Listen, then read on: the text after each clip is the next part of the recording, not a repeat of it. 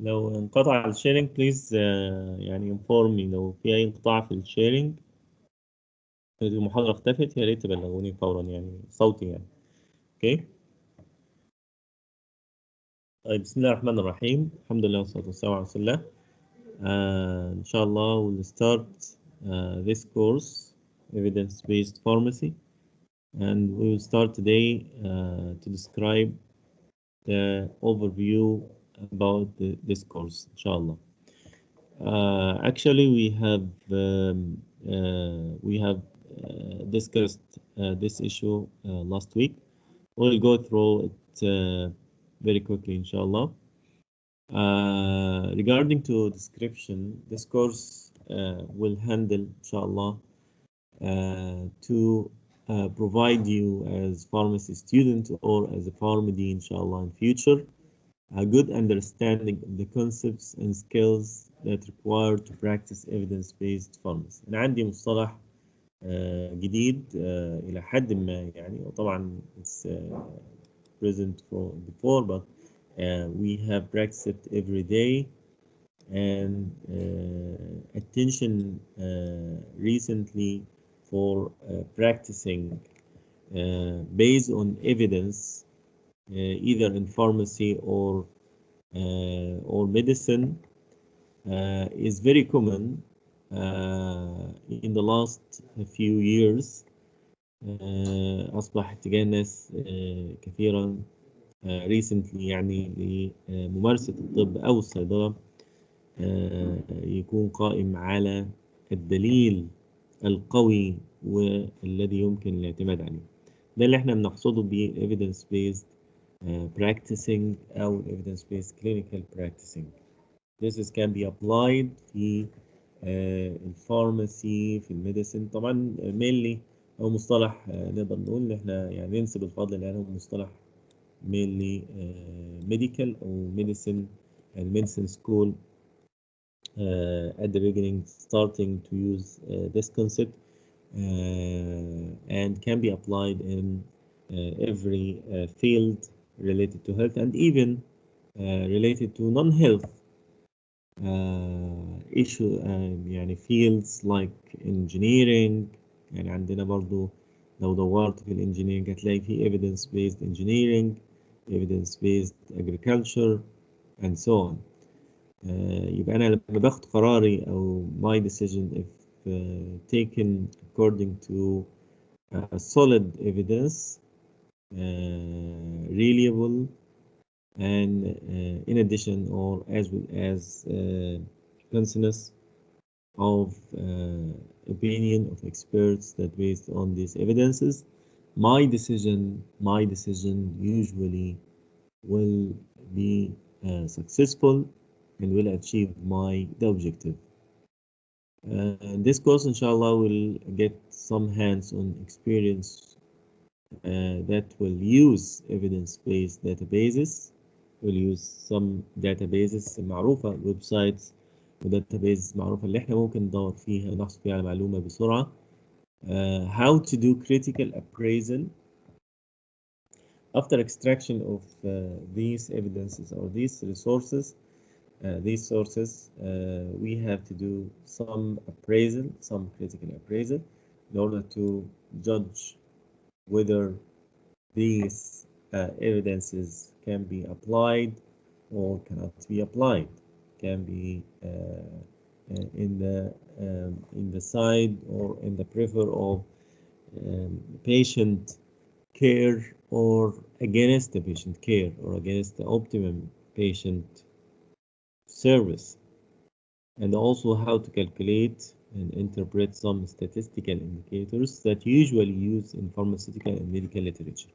عندنا قيم كتيرة ويعني إحصاء كتيرة نستخدمها في الليتريتشر مر علينا يمكن يعني بشكل دائم.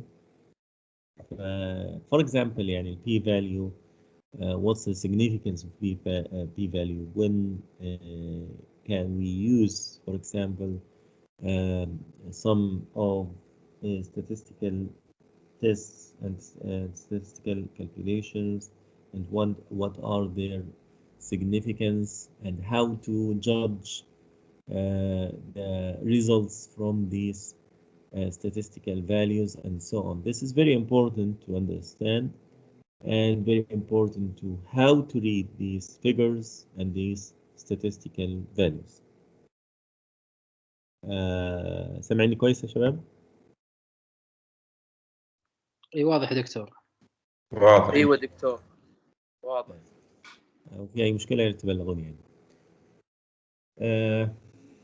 طيب, we have several objectives that should be achieved at the end of this course, and احنا برضه عرضنا المحاضرة اللي فاتت في الفورم الرسمي بتاع الكورس specifications, and we'll go through it quickly. After completion of this course, we have to understand the principle of evidence-based pharmacy and pharmacotherapy, utilize evidence-based pharmacy and pharmacotherapy databases like Midline, Cochrane, Library, in searching for evidence. نحاول إن شاء الله، وإن كان الكلام ده طبعا قد مر علينا قبل كده في الانفورماتكس أو في الريسيرش ميثودز، هناخد يعني ما يهمنا وما يساعدنا أكثر في التطبيق العملي في استخدام هذه الإيفيدنسز. Critically analyze and evaluate the pharmaceutical and medical literature. ودي حاجة يمكن قد تكون مستغربة في الأول، لأن كلنا أعتقد في البداية بيكون عندنا الكونسبت أو الانطباع أو الاعتقاد. We all almost يعني all of us believe that every evidence published in medical resources and in different databases should be in the highest quality and should be reliable and should be in the right or in good quality, that can we use it and can we utilize it. But actually you will be surprised that not all published evidences and articles in the same quality, and not all of them can be utilized to apply in the clinical applications. This is very important. يعني لازم نغير المفهوم ده عندنا، إن مش كل ما ينشر حتى لو كان في المجلات الكبيرة أو في داتابيزز المعروفة إن هي ممكن إن أنا أستخدمها أو أطبقها على المريض، أو إن أنا أستخدمها في بناء تصور أو في إعطاء decision أو في إعطاء يعني القرار النهائي في الاستخدام وفي تطبيقه على المريض. This is totally wrong. You have to analyze first. You have to critically appraise these literatures and these literature and these evidences in order to assure we have dealing with a good quality or the highest quality evidences. Critically interpret claims and actions of promotional materials, and this is very critical from pharmaceutical companies.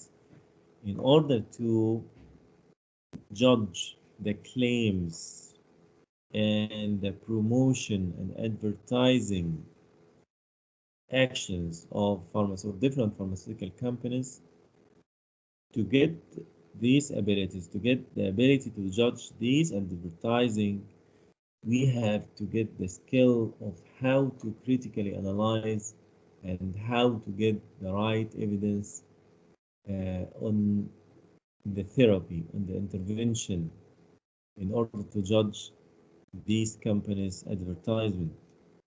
طبعا بيجي لك كتير دعاية من الشركات. إذا كنت إن شاء الله ربنا كتب ليك إن أنت تبقى عضو في ال PNT Committee في الصيدلية أو في المستشفى، ده معروف في الفارماسي بالفارماسي and Therapeutic Committee اللي هي لجنة العلاج والدواء.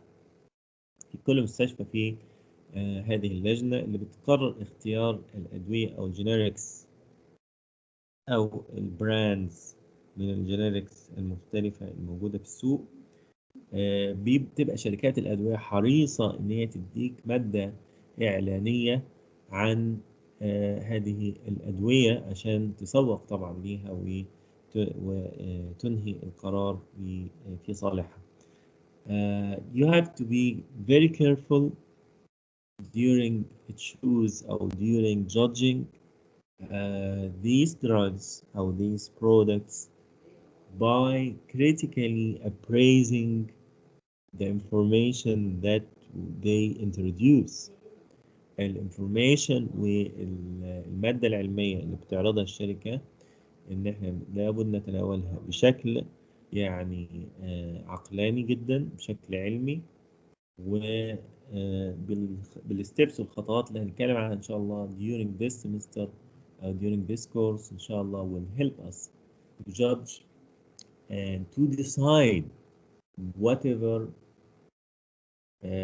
proposed to us as pharmacy and therapeutic committee to decide which drug or which generic that we will choose. Perform basic calculations needed in evidence-based pharmacy and pharmacotherapy evaluation process. And sometimes we have to perform some calculations, statistical calculations to judge and to decide and interpret these values. Develop practice guidelines for drug therapy and rational drug use. Utilize evidence-based pharmacy in the activity of pharmacy and therapeutic committee. ده اللي احنا لسه بنتكلم عنه من شوية، اللي هي لجنة العلاج والدواء في المستشفى. You will be a member. طبعا اللجنة دي لابد يكون فيها عضو أساسي يكون فارمدي أو فارماسيست، وهم اللي بيتخذوا القرار مع 2 دكاترة أو 2 physicians لتقرير مصير الأدوية اللي يتم اختيارها في drug formulary for every hospital. إن شاء الله التوبكس اللي هنتناولها evidence-based pharmacy concepts and principles, databases, asking answerable clinical questions, how to find current best evidence, evaluating literature and pharmaceutical products information, how to evaluate pharmaceutical and medical literature. الكلام ده طبعا اتكلمنا عنه الأسبوع الماضي. appraising pharmaceutical and medical literature, use evidence-based pharmacy principles to develop practice guidelines, evidence-based pharmacy and therapeutic committee, and the relation between practicing evidence-based pharmacy and the B&T committee, and finally the bias in pharmaceutical and medical literature, which is a very important issue that we have to discuss. We have some practical sessions inshallah يعني will be involved in this course. We'll practice with each other to evaluate different pharmaceutical and medical drug therapy primary resources, searching Medline, Cochrane, library, and other databases for any evidence, critical appraising of clinical research articles, including statistical indicators, formulating and preparing pharmacy and therapeutic committee reports using the most appropriate evidence, developing practice and pharmacotherapy guidelines for both hospital and ambulatory case settings, writing a drug therapy review articles for publication in pharmaceutical literature. يعني we'll also handle either all of these sessions or some of them according to our time frame إن شاء الله. اوكي، في حد عنده سؤال في الobjectives مش واضحة أو الcontents أو الtopics؟ في حد عنده أي سؤال استفسار؟ please. دكتور أنا عندي سؤال. تفضل يا فندم. بخصوص دكتور أنت قلت إن اللي يقرر الأدوية البراند اللي يدخل في المستشفى، المسؤول عن هذا هي هيئة الدواء والغذاء ولا كل مستشفى لها قسم خاص يقرر؟ أنا ما بتكلمش مبدئيا عن تسجيل الدواء في المملكة أو إتاحة أو إعطاء الرخصة لدواء إكس مثلا إن هو يدخل السوق. لا، أنا بتكلم عن أدوية already أصلا أجيزت من FDA أو السعودي FDA ووزارة الصحة وخلاص هي موجودة في السوق already. لكن أنا لما يكون عندي داخل المستشفى اللي هي لجنة الدواء والعلاج اللي هي B&T committee هي اللي بتقرر أو بتختار من الأدوية اللي موجودة already في السوق. يعني مثلا ناخد مثال الباراستامول، الاسيتامينوفين معروف. ايه اشهر براند عندي؟ ايه اشهر الأدول. براند موجود في السوق عندي؟ الأدول. الادول. ماشي، مع انه يعني الشركه نفسها خلاص قفلت، لكن في حاجه اشهر مشهوره جدا، بنادول. صح ولا بنادول. لا؟ بنادول، فيفادول. كويس. طيب انا عندي خيارات كتيره في السوق موجوده. مين اللي بيختار بقى البراند؟ مين المخول اللي بيختار البراند؟ البي ام تي، اللي هي اللجنه بتاعه المستشفى. طيب هل هو اللجنه دي بتختار كده على حسب والله شركه سميث اند كلاين، او شركه الرياض فارما، او شركه القصيم مثلا، او شركه دوائيه اللي هتديني اجازه انا اسبوع في فرنسا ولا مش عارف فين، ولا الشركه التانيه اللي هتطلعني مخيم في ثمامه؟ كويس، اكيد هختار اللي رايح اوروبا او رايح فرنسا، صح؟ صحيح. طبعا دي مش اسس علميه، يعني دي ليست اسس علميه. لازم يكون هناك اسس علميه لاختيار الدواء. انا بدي مثال بسيط اللي هو البنادول. ليه اخترت البراند ده؟ لازم يكون عندي الراشونال لاختياره. غالبا بنستخدم الكونسبت ده او السكيل اللي هو evidence based pharmacy. انت اخترت هذا البراند او this drug whatever يعني. ممكن قد يكون هناك اعتبارات اخرى في اختيار البراندز، لكن at least لما اختار من نفس الكاتيجوري، من البيتا بلوكرز ليه اختار بيسوبرولول عن مثلا الاندرال مثلا؟ ليه اختار الكاتيجوري العلاجيه دي ما اختارش الكاتيجوري العلاجيه دي للعلاج الفلاني او للحاله الفلانيه؟ This should be evidence based. كويس. البراكتس اللي احنا بنمارسه او بنتعلمه هو الاختيار الصحيح للبراند اللي موجود اوريدي في السوق. مش هطلب ان انا اللي اجيزه، اللي اجازته من قبل كده الاف دي اي ووجد في السوق من فتره. لكن الاختيار ما بين الادويه المجازه اوريدي موجوده في السوق، مش انا اللي هجازها طبعا. واضح الفكره؟ إيه دكتور، اللي هو دكتور قسم المشتريات الموجود في كل مستشفى هو هذا المسؤول عنه. برضه غير قسم المشتريات. اللي بيدي قسم مشتريات او بيغذي قسم مشتريات بالقرار هو البي ان تي، اللي هي بيسموها لجنه العلاج والدواء. قد يكون في بعض المستشفيات ليها نظام خاص، يعني يعني بيوحد عملية الشراء، بيدمج الشراء في الدواء في كله. لكن برضه قسم الشرايط ملوش يعني، مش هو اللي يقرر. برضه المفروض يعني علميا اللي بيقرر هو لجنة الدواء، تمام، يعطيك العافية. أو بيسموه أحيانا drug formulary committee. بيسموه دليل الأدوية، لجنة دليل الأدوية في المستشفى. تبقى لجنة واحدة تقريبا هي اللي بتقرر الدواء اللي بيستخدم في المستشفى. تمام، واضح.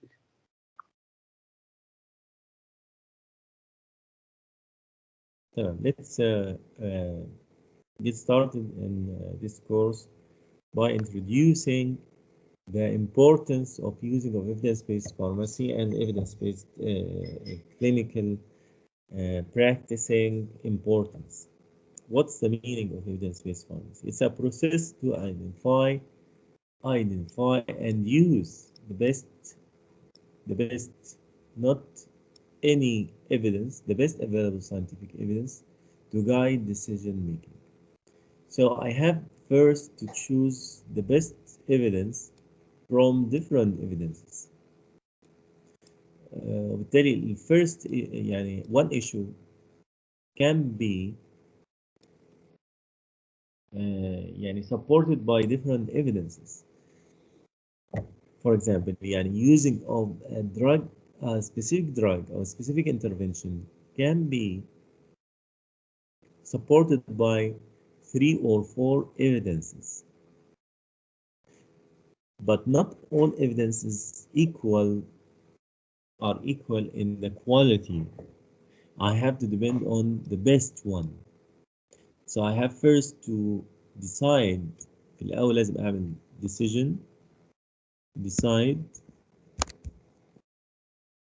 the evidence. وبعدين give the clinical decision.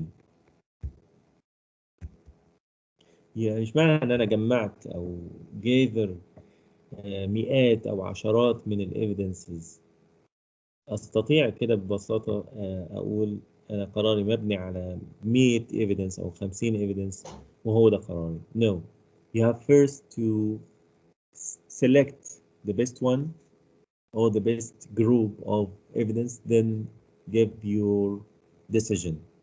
طيب your decision should serve the patient care. في المقام الأول احنا يعنينا البيشنت، تحقيق أعلى فائدة للبيشنت، maximize the benefit for the patient, and also according to the policy of the hospital. ما أقدرش أخرج عن البوليسي المرسومة لي في اختيار أو في العلاج. يعني let's say an example. لو عندي في البوليسي ان في البوليسي العلاجيه في المستشفى prevent الاكيوبانكشر. عارفين الاكيوبانكشر؟ حد سمع عنها قبل كده؟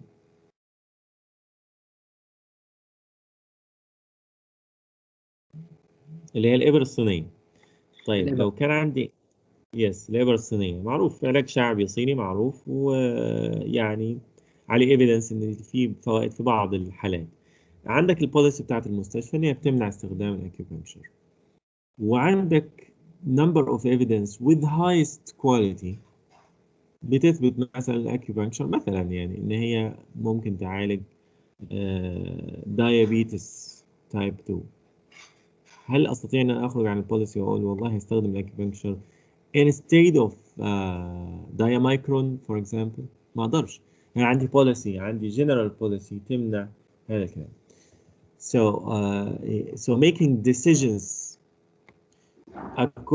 according to or to achieve the patient care, to achieve or to give a policy to give the specific policy, and also I have to follow the policy of treatment, of intervention, and so on. The scientific evidence is integrated with clinical judgment and the patient's unique circumstances. أنا هنا الكلام ما يبقاش جاف، ما يبقاش مجرد كلام نظري. I have to integrate it with the patient's circumstances, the patient case, to provide the best drug therapy. That's to say, not all evidences with the highest quality. أنا دلوقتي عملت الخطوات، عملت evidence، جبت evidence، وعملت له critical appraisal كويس، واخترت البيست. فاضل إيه عندي؟ فاضل البيشنت. It's not necessarily إن هو suit with your patient or your specific patient.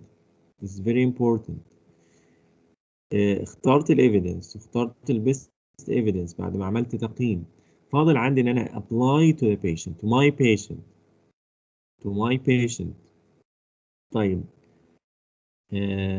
theoretically this evidence will be super for this patient, but practically this evidence or this therapy will affect my patient, will worsen my patient case. Can we use it? Can we use it؟ لا دكتور. ما يقدرش. صحيح. No. طيب even though حتى لو كان evidence very strong بس مش مناسب مع البيشنت بتاعي.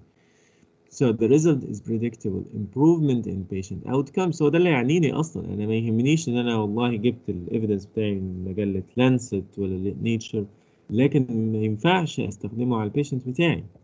So it should improve the patient outcome. ده في المقام الأول لازم يكون عندنا الاعتبار ده.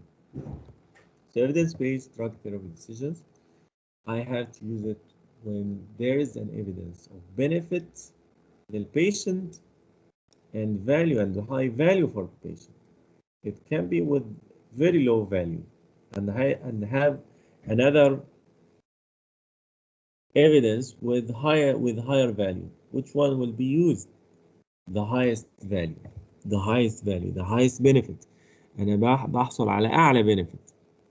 بحصل على أعلى benefit. When there is evidence of no benefit, harm, or poor value, don't do it.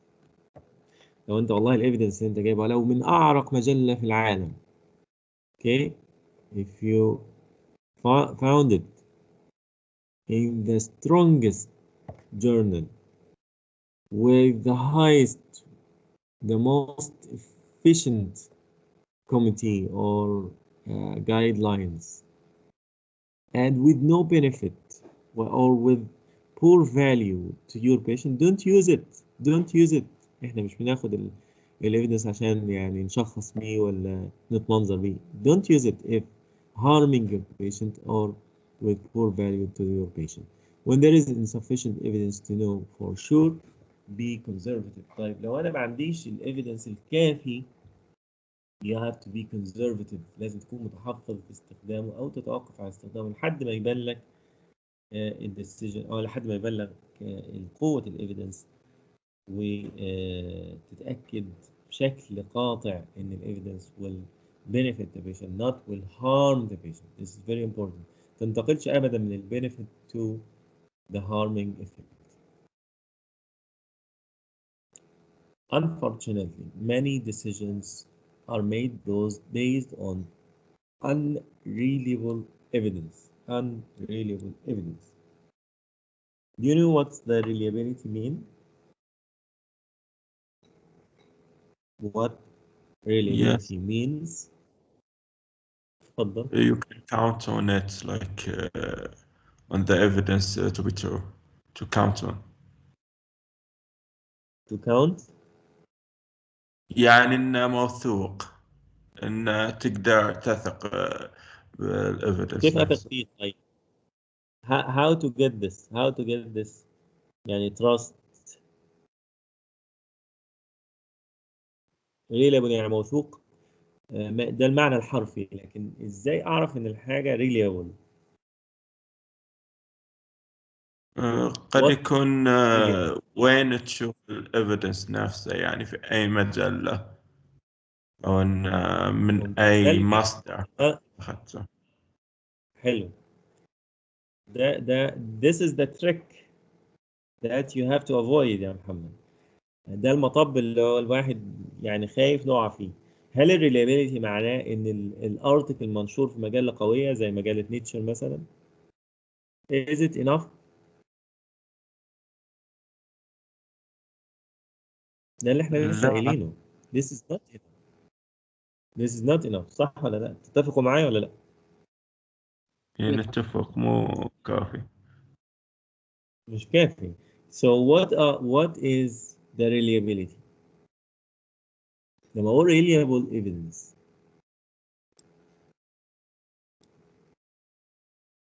the reliability doesn't mean published or publishing in very high impact or impacting journal. This is totally wrong.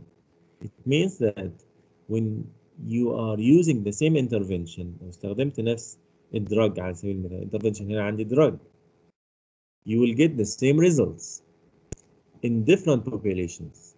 يعني لو كررت التجربة دي، مش واحد مثلا جرب تجربة في populations of rats مثلا، جرب تجربة في مجموعة من الفئران، خلاص، والنتائج روعة وخطيرة وعملها مرة واحدة. Is it reliable؟ أقدر أقول إن هي reliable؟ You cannot. Still you have to repeat it and get the same results.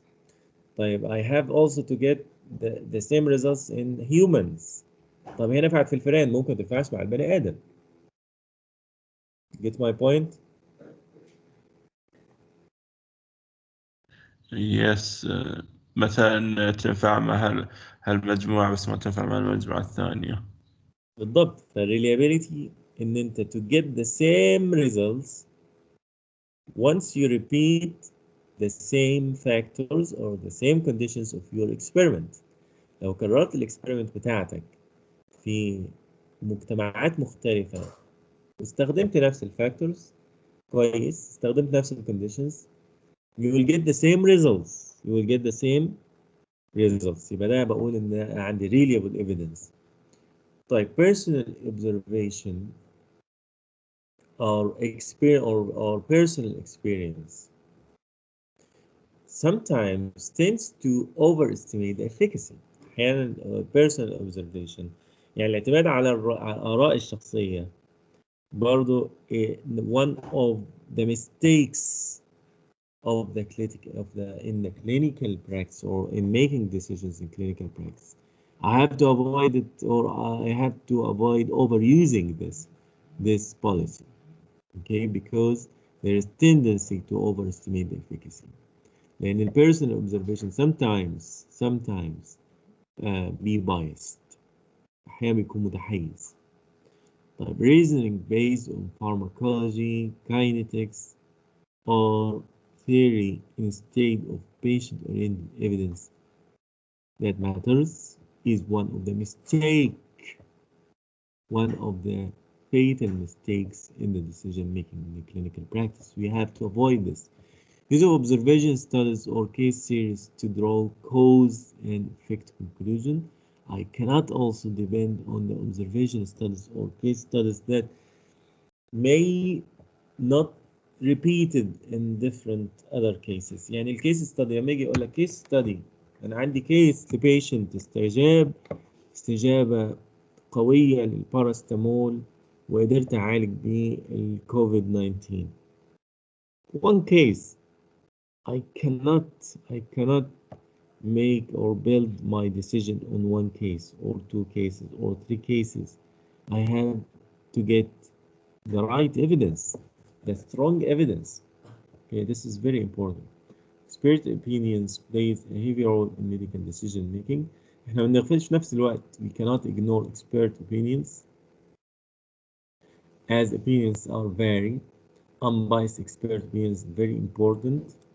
ده نقدر نحصل عليه من specific database, specific updates معروفة للممارسين الصحيين للحصول على الانبايس اكسبيرت. احنا لسه قايلين ان الاوبينيون personal opinion and observations very liable to bias. So the unbiased expert opinion is very important. One of the unbiased also opinions ما يسمى أو ما يعرف عندنا حاجة اسمها consonance. Consonance. Do you know the meaning of consonance?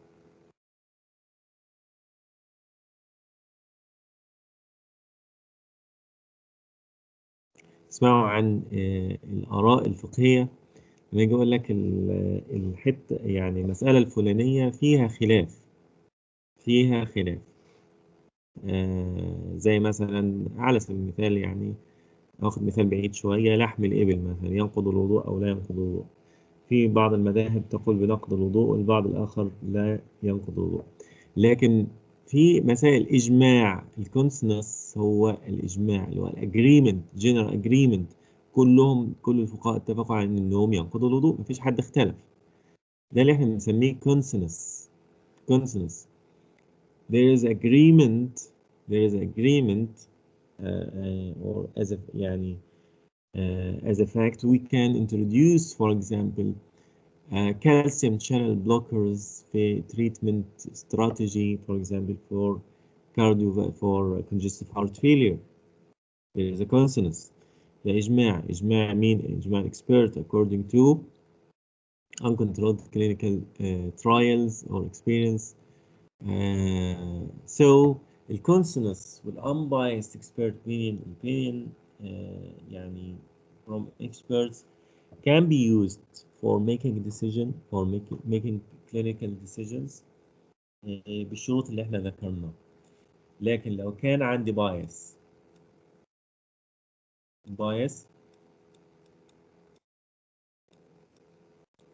opinions biased opinions single or sporadic opinions, I have to avoid this. You have to avoid these sort of opinions. طيب, what are factors that drive us to use the evidence-based pharmacy practice؟ ليه ايه اللي بيخلينا يعني نتعب نفسنا؟ واحنا كلنا درسنا مثلا في الفارماكولوجي، درسنا في الفارماكوثيرابي in treatment of this condition, that, and treatment of this case or this syndrome, this one, this routine يعني plan or this regimen. You have to follow this regimen and X regimen and Y regimen and so on. يعني easy to go. صح ان انا افتح كتاب واشوف بنستخدم الحالة الفلانية الطريقة الفلانية في العلاج إلى آخره. But the right thing that you have to do in order to optimize your patient care, you have to go and you have to follow the evidence-based pharmacy. You have, يعني, we can say very briefly, you have to update your information, your decisions. مش كل اللي انت درسته النهارده في الفارماكوثيرابي والفارماكولوجي هتقدر تطبقه بكره بعد ما تتخرج ان شاء الله. Not all. This is the nature of the medical literatures and the medical sciences. Dynamics continuously move. So the evidence-based pharmacy, drivers who are driving the need for evidence-based pharmacy, the patient demand, the patient need, the patient expectations, high expectations from you as a pharmacy, as a trusted pharmacy, or as a pharmacist.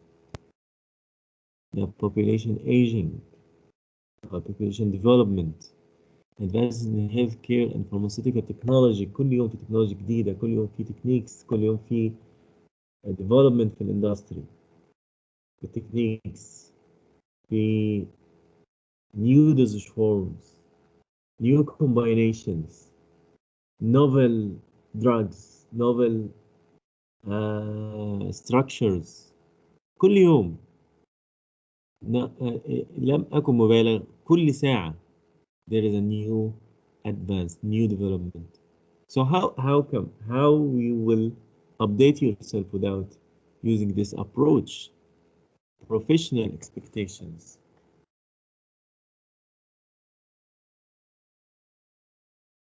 طيب evidence based pharmacy أو cycle نقدر نقول will drive us to do and to search in the randomized controlled trials. This is the right way, the right pathway for using or applying evidence-based pharmacy.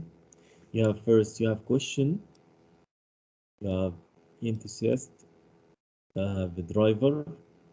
عندك ما يدعوك لأن أنت تدور في الإيفيدنس، إما question من البيشنت أو discussion. Okay. Or interest.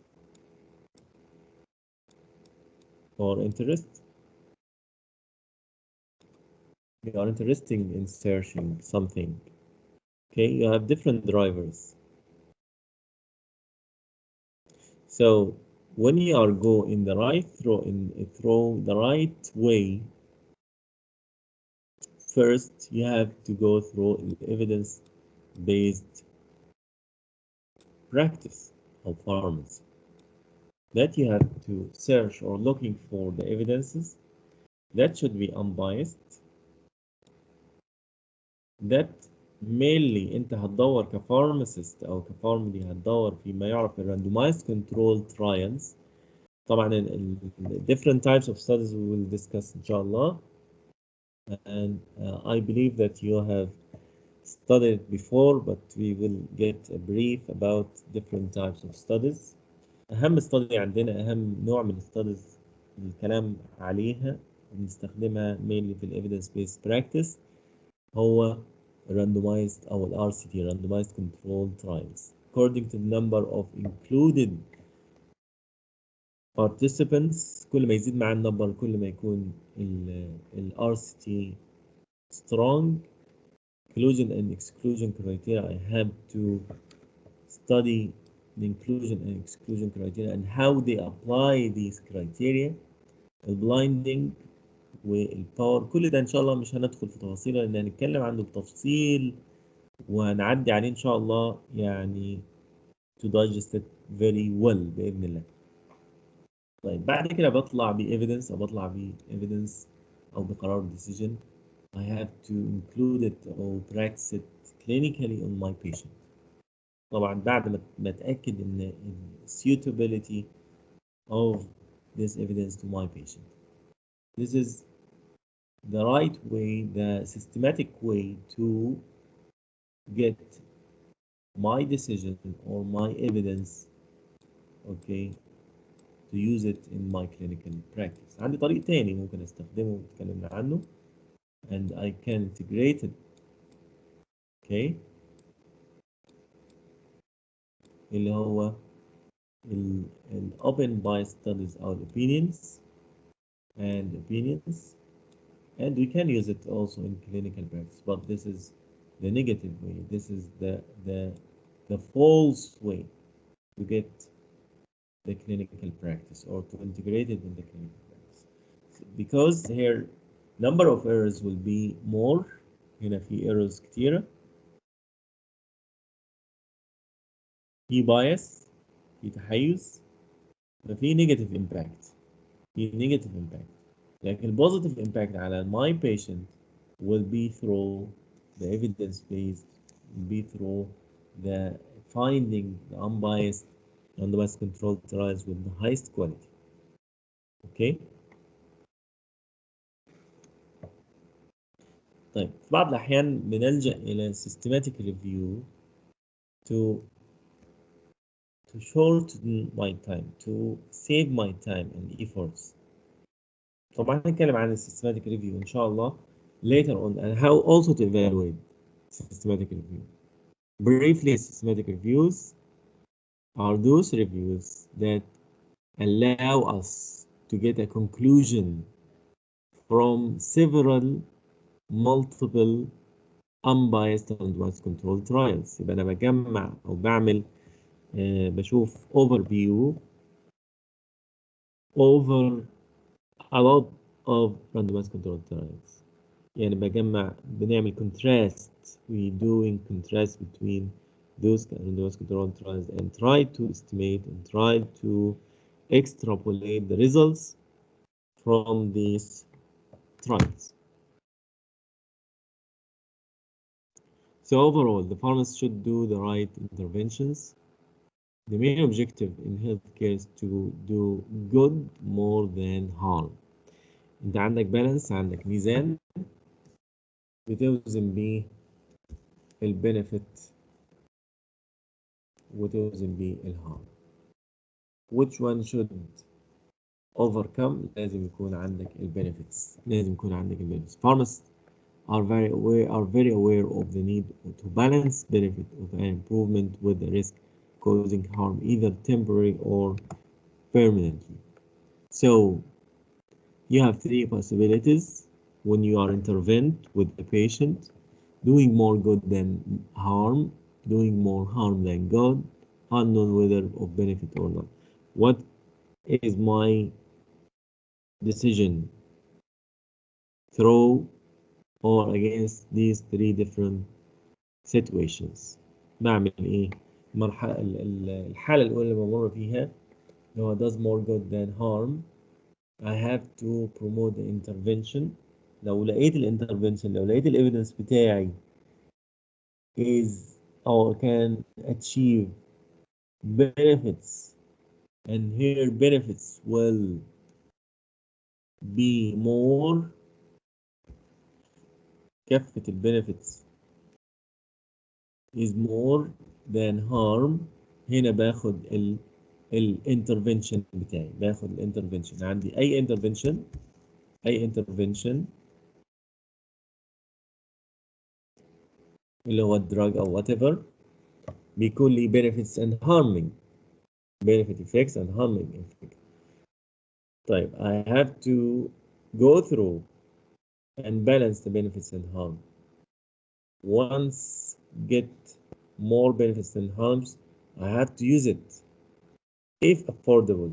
if affordable طب لقيته intervention unaffordable، لقيته very expensive and unreachable, so I have to avoid it and shift to another one. Seek to improve the good and reduce the harm. بحاول بقدر الإمكان أن أزود benefits هنا. Try to increase the benefits of this intervention. Does more harm than good. طيب لو عندي هنا harm more will benefit less, you have to stop this intervention. Stop intervention.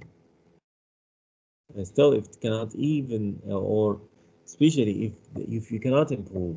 طبعا عندك harm can be improved. Okay, that's okay. And you have no choice, that's okay, you can improve. But if you cannot improve and the harming cannot be stopped, you have to stop the intervention. No intervention.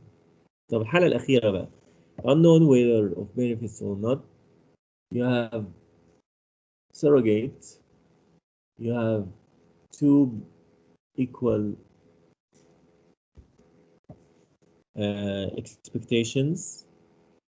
So in that case, I have to prevent the intervention of being introduced, but stop the intervention. Find out what effect the intervention does have, either by systematic review or by appropriate conduct of randomized control trial. هنا مش بقف ساكت أو أقف مكتوب في الأي دي. I have to recommend or to go through systematic review. أشوف another evidence لكن من خلال systematic review. And also I have to conduct randomized control trials. طبعا دي مكلفة جدا، لكن if possible لو في resources وفي مقدرة إن أنا أعمل randomized control trial, you have to go through it. Okay؟ دكتور اتفضلي. على السلايد اللي قبل شوي أنت قصدك إنه كان unknown، أنا ما أعرف إذا كان benefit ولا harm للبيشنت يعني. Exactly, yes. طب ليش مثلا ما أجربه لفترة بعدين أشوف يعني إذا كان harm خلاص أوقفه وإذا كان benefit أستمر عليه. طيب اجرب ليه وغيري جرب اصلا في الترايلز. عرفت ان في الترايلز الناس اللي جربت قبلي ان البينيفيتس equal to harm. أوكي. هل اخاطر واجرب تاني؟ لا والله I يعني have to stop. أوكي. صحيح، يبقى اوقف استخدامه لحد ما يبان لي. ممكن يبان لي لو دورت بقى في السيستماتيك ريفيو، احنا قلنا مش هنقف برضو، هندور في السيستماتيك ريفيو. لو لقينا البينيفيت بدأت كفة البينيفيت ترجح على كفة الهارم، I can use it. طيب لقيت الهارم بيزيد معايا، I cannot use it. لقيت still الاتنين قد بعض، I cannot use it. ما نستخدموش تمام. لحد ما يبان لي كفة مين اللي هترجح معايا. عشان كده الريكومنديشن في الحالة دي إن إحنا نعمل إيه؟ أول حاجة stop the intervention. تاني حاجة go through the systematic review to balance or to get the balance of benefit and harm, or to do randomized control. وطبعا يعني الخيار الأخير ده صعب جدا، محتاج resources، محتاج موافقات، محتاج وقت، لكن هو خيار مطروح عندي. أوكي؟ أيوة دكتور. طيب تحبوا نكمل ونخلص بدري شوية ولا بريك؟ من بعد إذنك ودنا بريك. طيب ما في مشكلة، ناخد بريك.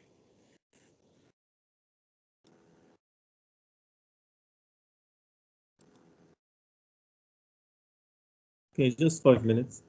Refresh yourself and come back إن شاء الله. Okay, thank you doctor. You're welcome.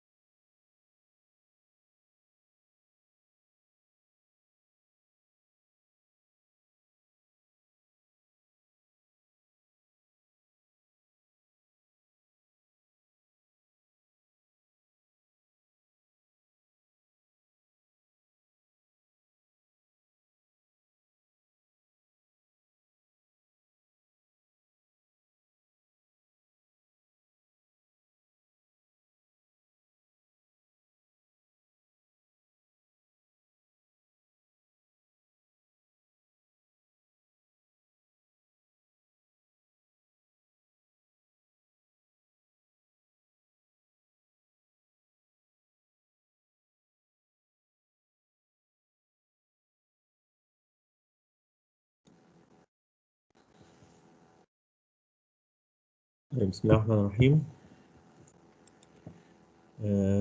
still there يا شباب؟ still there؟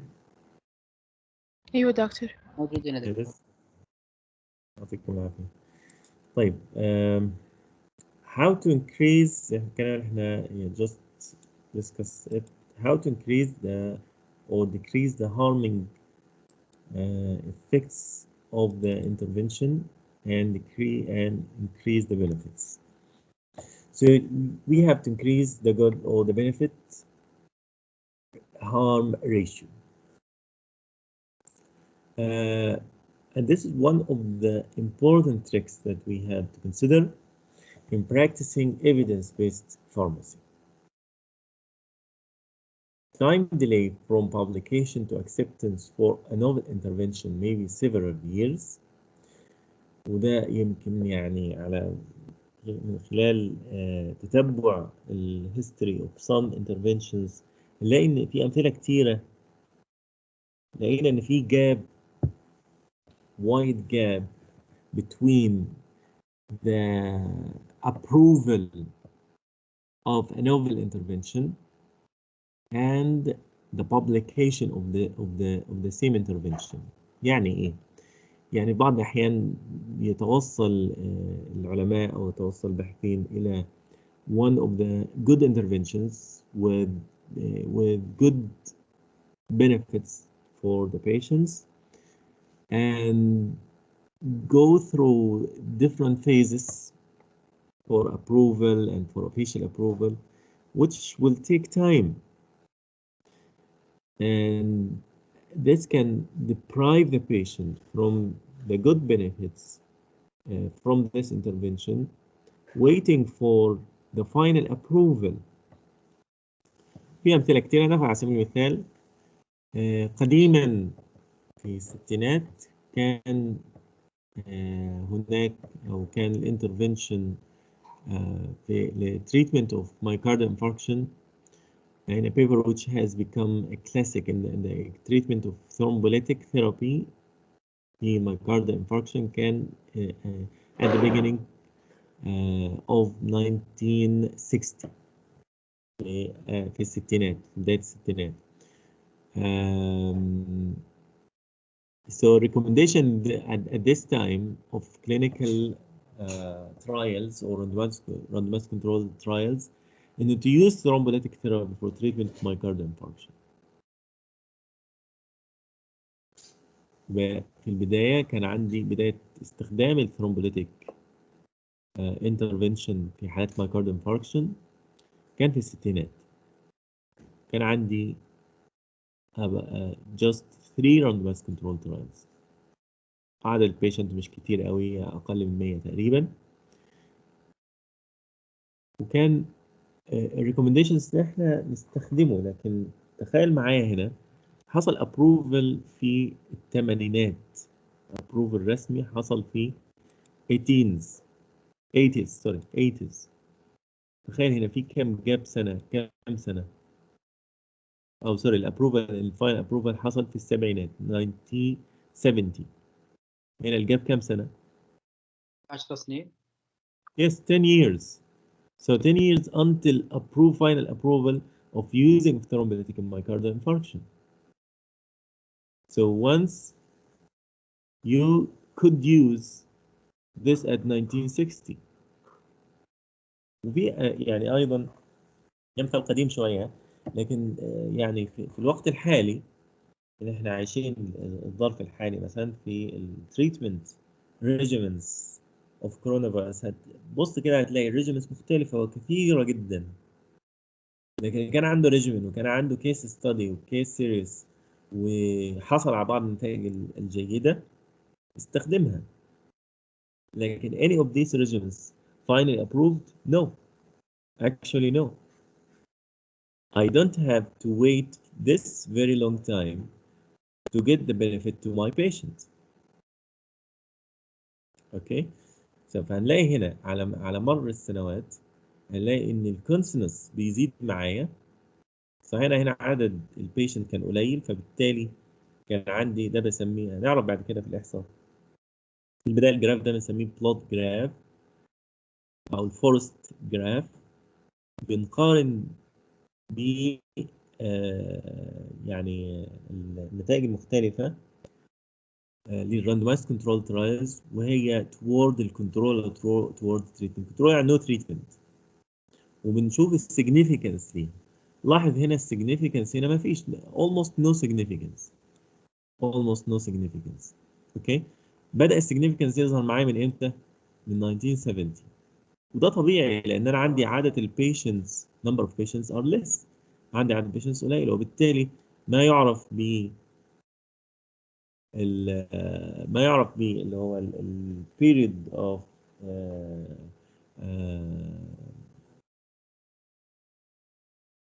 of trust أو ال variation between the two limits very large because we have very small number of samples. اوكي، طيب بدأ معايا السامبلز تزيد، بدأ التراست يزيد، الترايلز بدأت تزيد، عدد البارتيسيبانتس يزيد معايا، أصبح السيجنيفيكانس أعلى. هنا شوف البي فاليو، السيجنيفيكانس عالي جدا معايا. In 1990s السيجنيفيكانس بقى very very high. طبعا البي فاليو نعرف بعد كده البي فاليو كل ما تصغر معايا كل ما السيجنيفيكانس أو مدلول الدراسة بيزيد معايا. اوكي.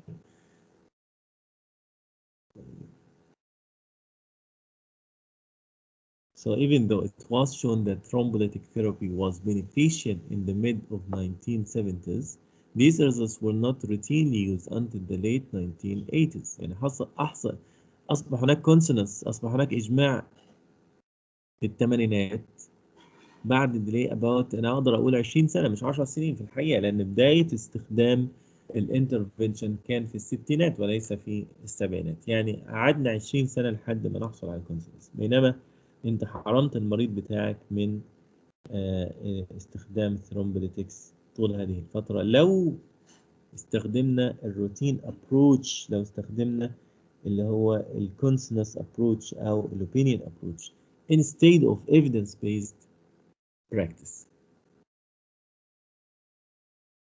So several challenges that will face us while using evidence. طبعا this approach is very important and very essential in our daily practice, but we have some challenges that we will face while using the evidence. أول حاجة عندي الكوست، البروف، how can I prove, and the old treatment, the competition. يعني عندي competition. My old treatment was X drug which was used for 50 years. استخدمه بقالي 50 سنة.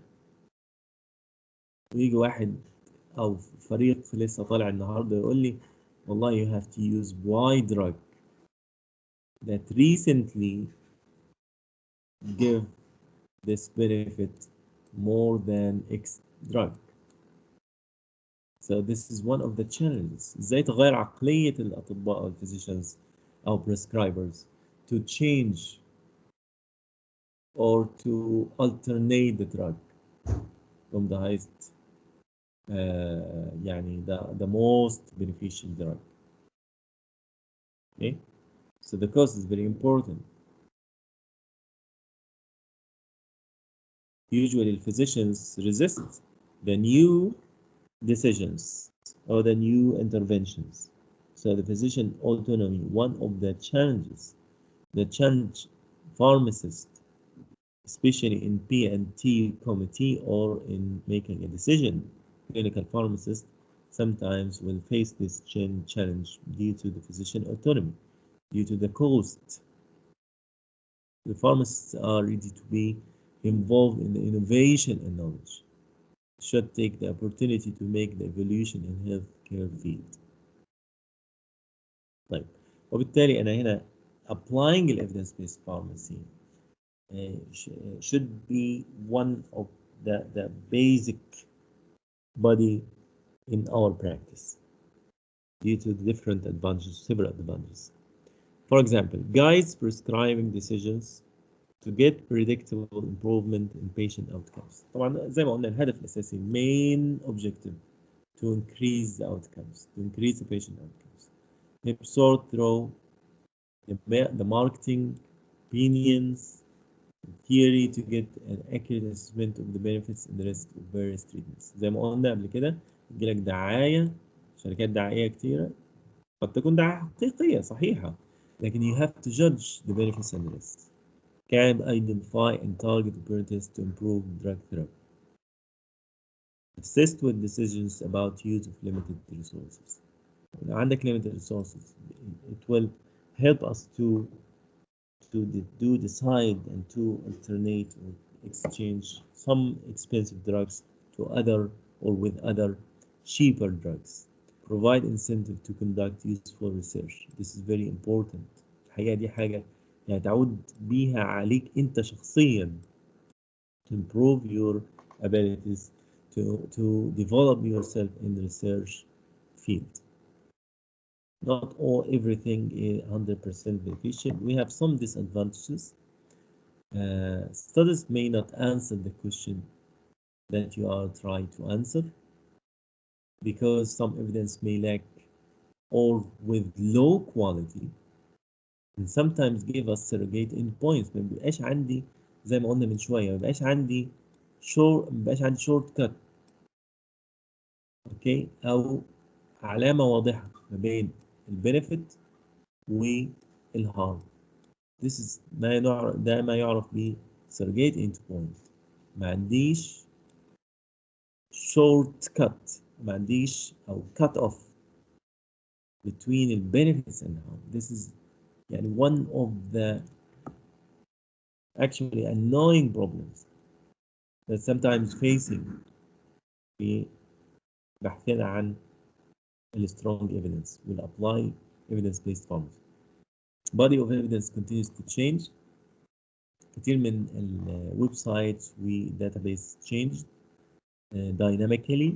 Can take a lot of resources to conduct clinical trials. ده قلنا من خيارنا الأخير إن احنا نعمل clinical trials في حالة إن أنا عندي surrogate endpoints، لكن للأسف تكلفة عالية جدا. To create high quality evidence I have to pay a lot of money. It doesn't make clinical decisions or value judgment about cost versus benefits. للأسف أحيانا الكوست بيغلب معايا versus benefits. What can assist you? Okay. So يعني لو قارنا بين الادفانتج disadvantage we can overcome disadvantages. We can overcome these disadvantages. So the evidence-based pharmacy لا مفر منه. It is it's not a choice. It's not a choice. دي حاجة يعني لازم تكون في practice our daily practice. طب في أي سؤال لحد النقطة هنا؟ دكتور عذرا منك، بس بغيت أفهم إيش نطلع من السلايدة هذه، أحس تشعبنا كثير. أي واحدة؟ هذه السلايدة. This one. الخلاصة هنا إن بنقول إن ال evidence based pharmacy فيها أقدر أقول أو ألخص عيب واحد إن هو sometimes I will not get an answer على on my question. I will not get the right evidence. يعني ممكن آخد وقت طويل وأدور على evidence المناسب وما لقاش، ما حصلش. Okay. This is the conclusion يعني of disadvantages of evidence based pharmacy. واضح؟ دكتورة محاضرة مسجلة ولا؟ محاضرة مسجلة نعم. كان يعني it can be displayed immediately بعد after finishing this lecture إن شاء الله. يعني لو رجعت للتيم جروب دخلت على الشانل هتلاقي المحاضرة موجودة. شكرا دكتور، شكرا. في حاجة مش واضحة هنا؟ واضح. مين اللي سأل سؤال، عبير ولا مين؟ أيوة دكتور واضح. ريم باي ذا واضح كده؟ ريم يس. خلاص كده يبقى احنا بنتكلم عن advantages disadvantages. نقدر to conclude disadvantages of evidence-based pharmacy. You can't consume a time and you can get low quality and surrogate endpoint that will not help us to get the decision to give the decision. Okay. Also, disadvantages include expense, high expense. لو حبينا نعمل conducting clinical trials، ما بلجأش ليه ان انا اعمل clinical trials الا لو ان انا ما عنديش end point واضحه، ما عنديش فرق واضح ما بين البنفيتس والهارم. كل ده هيكلف تكلفه عاليه. طيب هنمر سريعا على الستبس اوف evidence based pharmacy، وطبعا ده ان شاء الله يستمر معنا طوال الكورس. الستبس اوف evidence based pharmacy ده اللي هنطبقه ان شاء الله خلال يعني التطبيق العملي لهذا التكنيك او هذه الممارسه. steps of evidence based pharmacy starting with the first step اللي هو formulate the question or clinical question that to be answered. اول حاجه اي مشكله عندك او any issue that you have, syndrome, disease, a health condition, you have to conclude it in a question. يعني تصيغ مشكلتك في شكل سؤال، والسؤال ده should be answerable، يعني سؤال يصلح ان انا اجيب عليه. يعني ما ينفعش ان انا اسال سؤال يعني مستحيل. For example, let's say a question about an intervention that prevent death. هل ممكن اجاوب على السؤال ده؟ يعني you have to give a reliable question. والسؤال لابد يكون systematic، وهنتعرف ان شاء الله على systematic questioning in a specific format بنسميها بيكو format، هنتكلم عنها ان شاء الله later on. So formulate the right question in the right formula. Number 2, gather the evidence. جمع الايفيدنس بتاعتك من المصادر الموثوقة from your databases. And then decide in the type of literature. You have to decide the type of literature. Which literature you have? RCT, control randomized control trial, cohort study, case study, cohort. زي ما انتم عارفين عندنا different types of study, experimental or observational. And then conduct research or search. تبدأ عملية البحث في databases. Number 3, critical appraisal. And this is also critical point or critical step. This step actually will direct your effort. الخطوة دي هي اللي تحدد مسار. Critical appraisal to identify the best evidence. أنا طلع عندي 40 evidence, 100 evidence. All of them will be suitable? No, it's not necessarily. I have to criticize and appraise, أقيم هذه evidences. Number 4, evidence summary. خلاص أبدأ أجمع evidence بعد ما ألاقي بقى طلع لي من ال 40 دول طلع لي 5، طلع لي من 100 طلع لي 10، and then give the summary. Evaluate the strength of evidence, magnitude, benefits and risk. ببدأ أوزن benefits والrisk من خلال حساب ARR, NNT, number need to treat, number need to harm, and so on. These are values that we will have to understand and to apply to دكتور magnitude, the benefits and risk. Yes, تفضل. الشاشة معلقة على فكرة على سلايد 19. ما حدش قال لي يعني. حسبك من اليوم تشرح فيها. طيب من أول ما بدأنا يعني. سوري. غريبة، المفروض شريك مفتوح.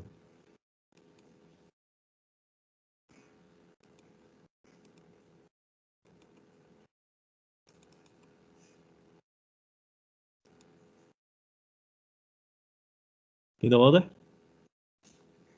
أيوة دكتور. تمام. دكتور كل الشرح قبل شوي مو على سلايد 18.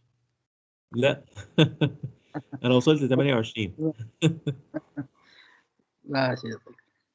لا حول ولا قوة نتكلم. طيب لو في حاجة لو سمحتوا بس نبهوني على طول يعني لو اون سايت يعني. الله يعطيكم العافية. الله يعافيك. طيب so the steps anyways the steps of evidence-based practice formulate the answerable question. لازم الكويشن بتاعي يكون واضح. Gather the evidence. Decide the type of literature and conduct the research. Number 3 critical appraisal اللي هو زي ما قلنا دي المحطة الأهم في عملية التقييم. critical appraisal. evidence summary بجمع اللي اخترته من evidence. And finally give the recommendations and conclusions and finally apply the evidence in your patient.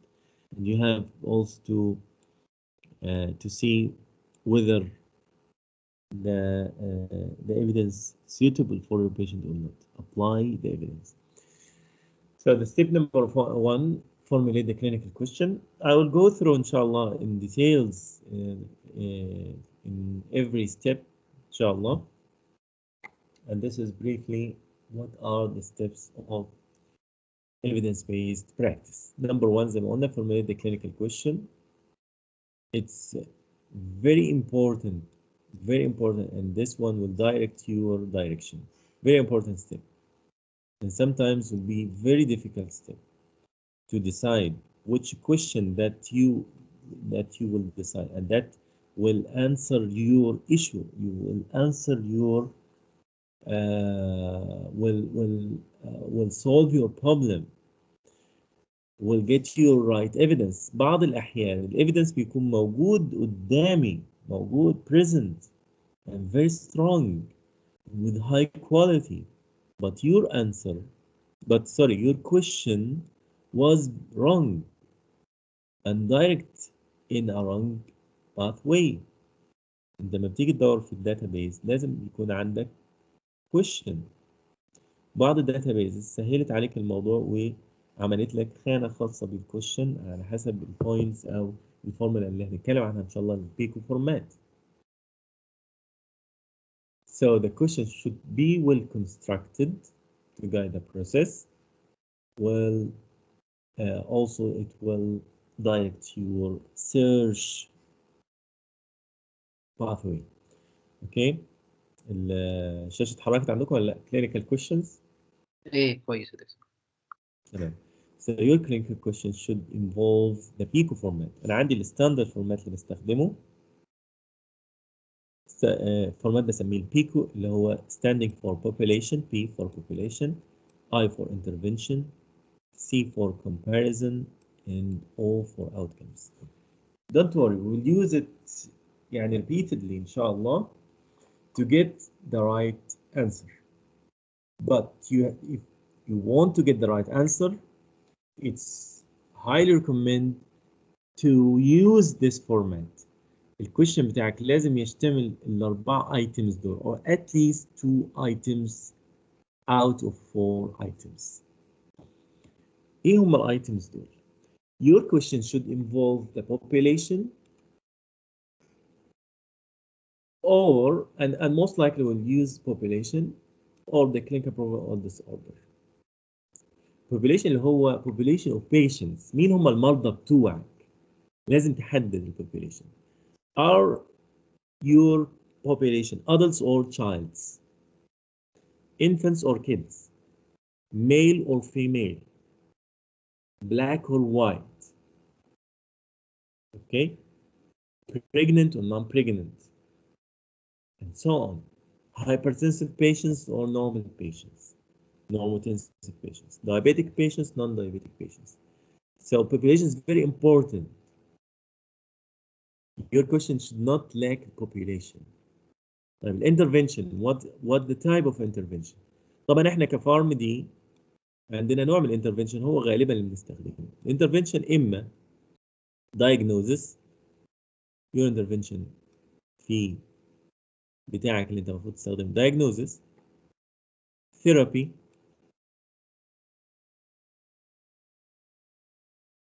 risk factor،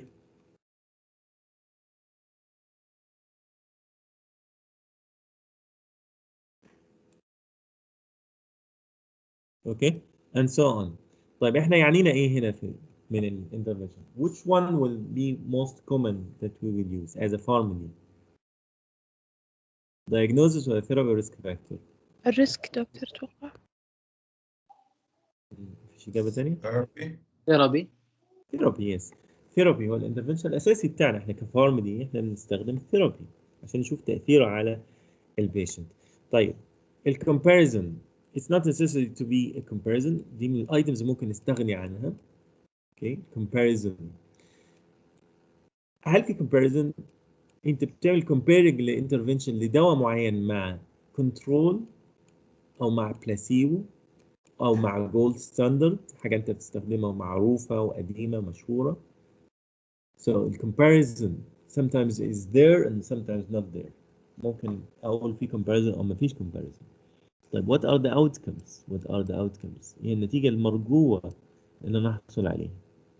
patient cure، ممكن outcomes تكون bad outcomes، ممكن patient dying، patient prognosis of the disease، increase hypertension، decrease hypertension، benefits، risks، harm.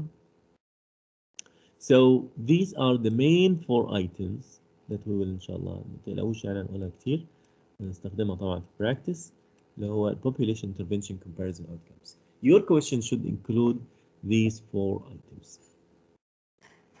Okay? And it's not necessarily contains all.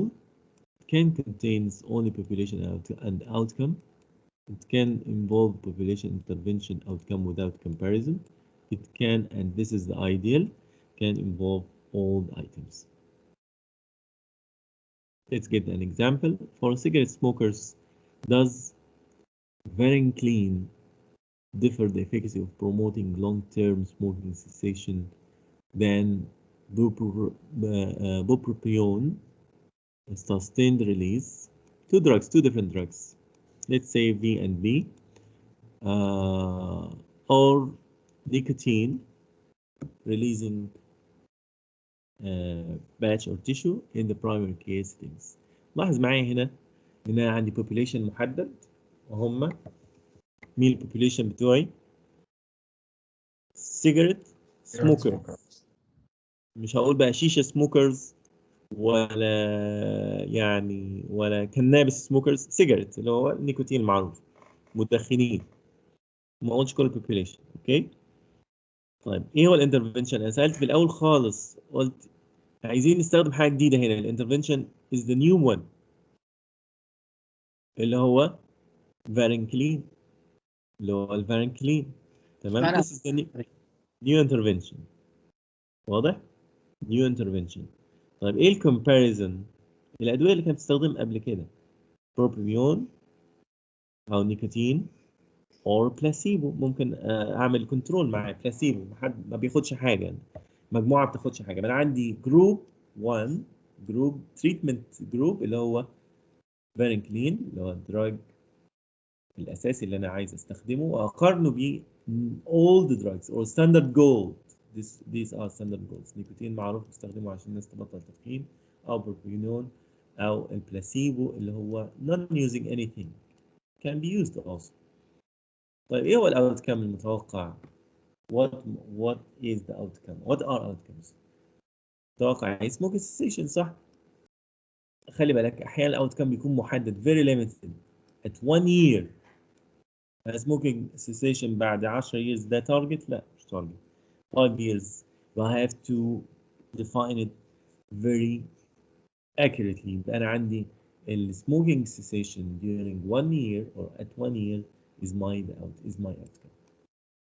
This is my question. This is my question. طب لو حطيت بالصورة، حطيت وقدرت ان انا segregate my question in this format, I can get very concise results. هلاقي الريزلتس بتاعتي محدودة في الترايلز. الناس فقط اللي استخدمت فارنكلين ما استخدمتش أدوية أخرى وقارنتها بالبروبيونون أو بالنيكوتين، والنتيجة بتاعتي للسموكينج سيسيشن والبوبوليشن السيجارت سموكرز.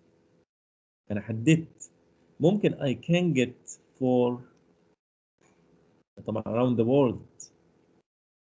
ممكن تحدد تاريخ كمان من مثلا 100 سنة فاتوا. 4 articles or 2 articles. ليه؟ لأن أنا محدد جدا.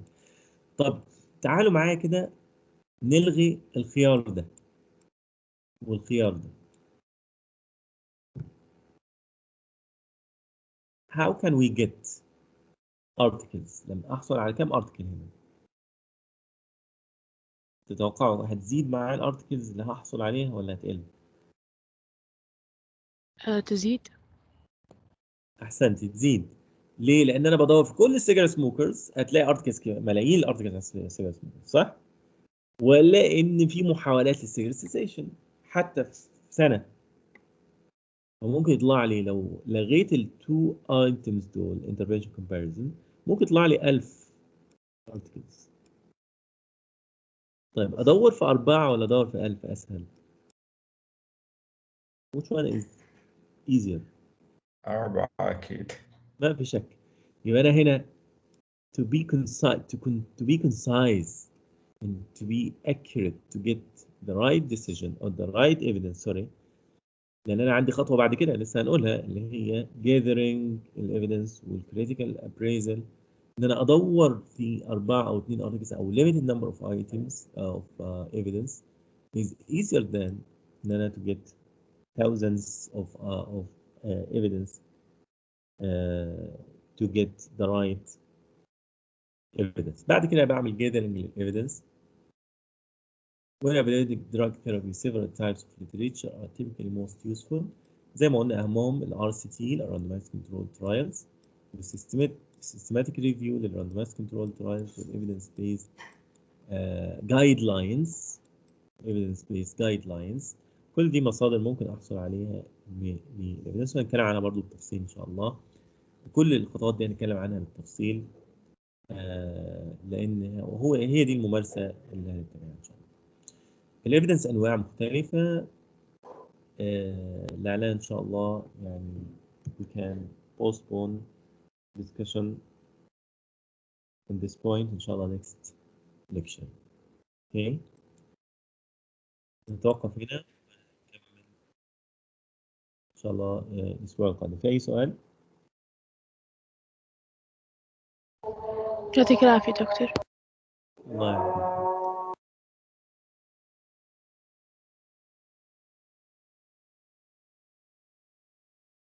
Have any question please؟ يعطيك العافيه دكتور، ما قصرت. شكرا دكتور.